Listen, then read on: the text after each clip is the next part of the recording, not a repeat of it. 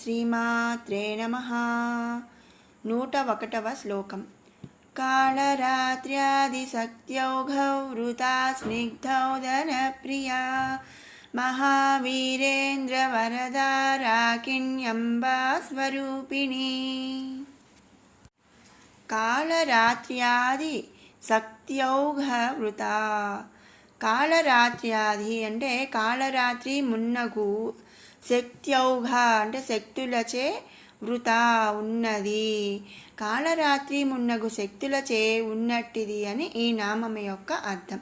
కాళరాత్రి అనునది ఒక శక్తి అని వరాహ పురాణమందలి చెప్పబడింది.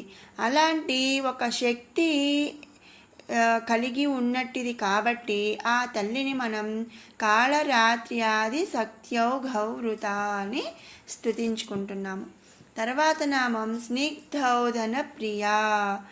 అంటే స్నిగ్ధౌధన అంటే నెయ్యి కలిసిన అన్నమని అర్థం. ప్రియా అంటే ప్రియమైనది, ఇష్టమైనది. నెయ్యి కలిసిన అన్నమందు ఇష్టము కలది కాబట్టి ఆ తల్లిని స్నిగ్ధౌధన ప్రియా అని స్తుతించుకుంటున్నాము. తర్వాత నామం మహావీరేంద్ర వరద. మహావీరేంద్ర వరద అంటే తనను త్రికరణ శుద్ధిగా స్తుతించు వారికి అనేక వరములను ఇచ్చునది అని అర్థం అన్నమాట. దీనికే మరొక అర్థం ఉంది.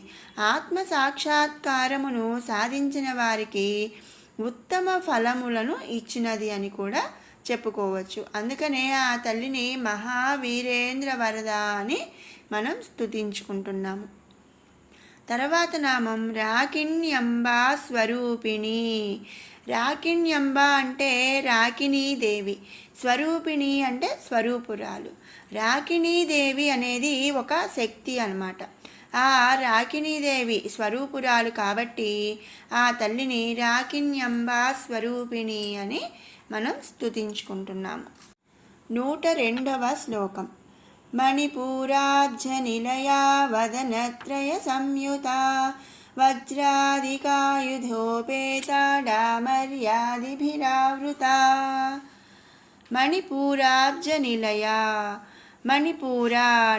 మణిపూరము అంటే మనం షట్చక్రాలలో మణిపూర చక్రం కూడా ఒకటి. నిలయ అంటే నివాసము. మణిపూరము అనే పేరు గల పద్మము తన నివాసముగా కలిగి ఉన్నది అని ఈ నామంలో మనం చెప్పుకుంటున్నాము. కాబట్టి ఆ తల్లిని మణిపూరాబ్జ నిలయ అని స్తుతించుకుంటున్నాము. తర్వాత నామం వదనత్రయ సంయుత. వదన అంటే ముఖము, త్రయ అంటే 3, సంయుత అంటే కలిగి ఉన్నది. త్రిముఖి అంటే 3 ముఖములు కలిగి ఉన్నది కాబట్టి మనం ఆ తల్లిని వదనత్రయ సంయుత అని స్తుతించుకుంటున్నాము. ఇక్కడ చూడండి, ఒక నామంలో వదనైక సమన్విత అని మనం స్తుతించుకున్నాం, అంటే ఒక్క ముఖము కలిగినది. ఇంకొక నామంలో వదనద్వయ అని మనం స్తుతించాము, అంటే 2 ముఖములు కలిగినది. ఇక్కడ వదనత్రయ సంయుత అని మనం వివరించుకుంటున్నాం, అంటే 3 ముఖములు కలిగినది. ఇక్కడ ఏంటి అంటే ఒక నామం ఒక్కొక్క రకంగా అని కాదండి. మనం ముందు నామాల్లో చెప్పుకున్నాము కదా, ఆ తల్లి అనేక ముఖములు కలిగి ఉన్నది. అంటే ఒక్కోసారి ఒక ముఖము, ఒకసారి 2, ఒకసారి 3, ఇలా అనేక ముఖములు కలిగినది. ఈ జగమంతా కూడా ఆ తల్లి వ్యాపించి ఉన్నది అని మనం ఇక్కడ అర్థం చేసుకోవాలన్నమాట. అందుకని ఆ తల్లిని వదనత్రయ సంయుత అని స్తుతించుకుంటున్నాము. ఇక తర్వాత నామం వజ్రాది కాయుధోపేత.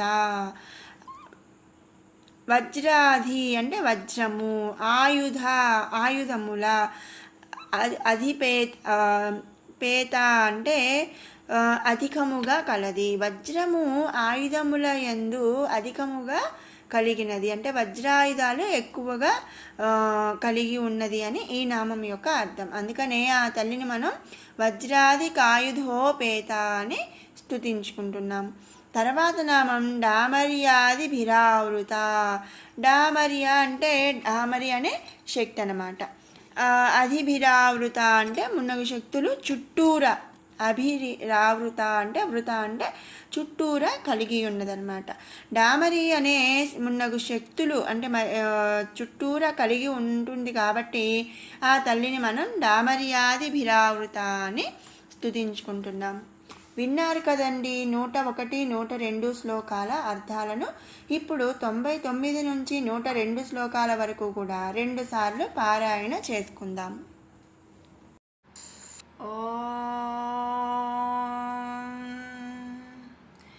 ధ్యానం అరుణాం కరుణాతరంగితాక్షీం ధృతపాశాంకుశపుష్పబాణచాపాం అణిమాధిభిరావృతాం మయూకైః అహమిత్యేవ విభావయే భవానీం.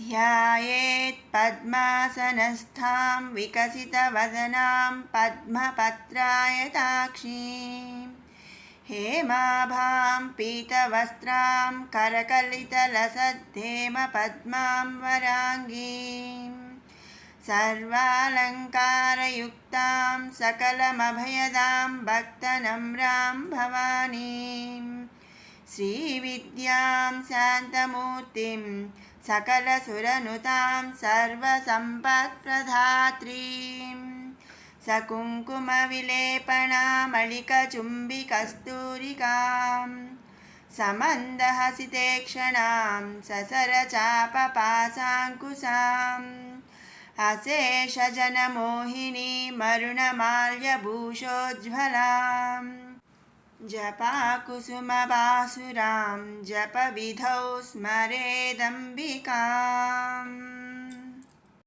పాయసాన్నప్రియా త్వక్స్థా పశులోకభయంకరీ అమృతాదిమహాశక్తి సంవృతాడాకినీశ్వరీ అనాహతాబ్జనిలయా శ్యామా భావదనద్వయా దంశ్రోజ్వలాక్షమాలాదిధరా రుధిర సంస్థితా కాళరాత్ర్యాదిశక్త్యౌఘవృతా స్నిగ్ధౌదనప్రియా మహావీరేంద్రవరదారాకిణ్యంబా స్వరూపిణీ మణిపూరాబ్జనిలయా వదనత్రయ సంయుతా వజ్రాదికాయుధోపేతా డామర్యాదిభిరావృతా.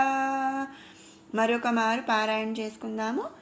పాయసాన్నప్రియా త్వక్స్థా పశులోకభయంకరీ అమృతాదిమహాశక్తి సంవృతాడాకినీశ్వరీ